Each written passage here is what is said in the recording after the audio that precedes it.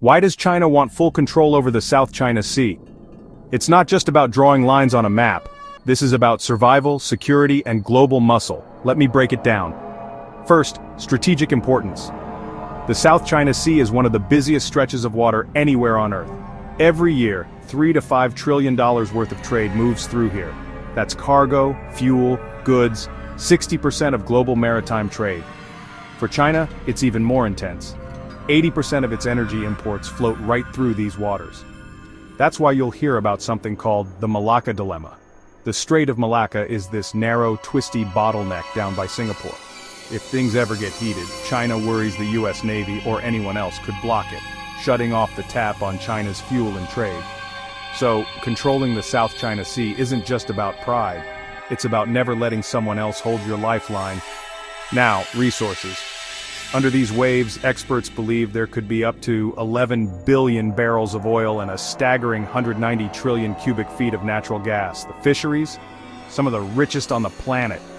China's got over 1 billion mouths to feed, and its own fish stocks are running low. Securing these resources means food and energy security for decades. And there's more. Some believe the seabed hides rare earth minerals, crucial for electronics, batteries, even military gear.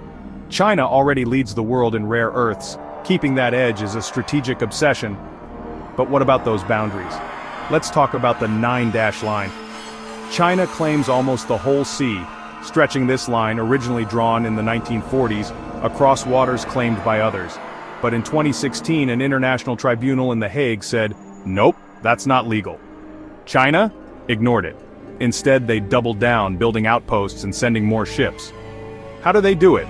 Not open war, but gray zone tactics. Think artificial islands, complete with runways, radars, and missiles. China's Coast Guard, sometimes disguised as fishing boats, patrols and sometimes harasses ships from other countries, even inside their own exclusive economic zones. These reefs are turning into military fortresses, projecting Chinese power across the region. But China's ambitions are even bigger.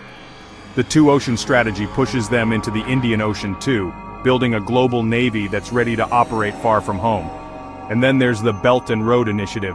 Hundreds of billions poured into ports from Pakistan to East Africa. Some are commercial, but many are dual use, meaning they're useful for military operations too. The South China Sea is the launch pad for this expansion.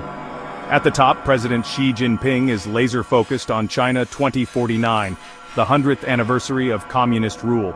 The goal? Make China rich, powerful, and respected on the world stage. Control of the South China Sea is a key part of that vision.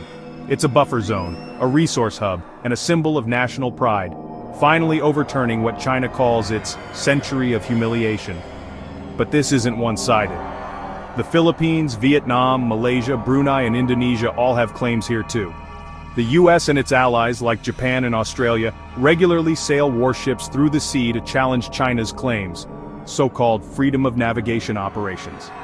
Sometimes it gets tense, collisions, radar lock-ons, ships and planes facing off. The risk of a mistake or a miscalculation just keeps rising. So what's the big picture? The South China Sea is now a militarized flashpoint. It's not just about rocks and reefs, it's about who will set the rules in Asia, and maybe the world for decades to come.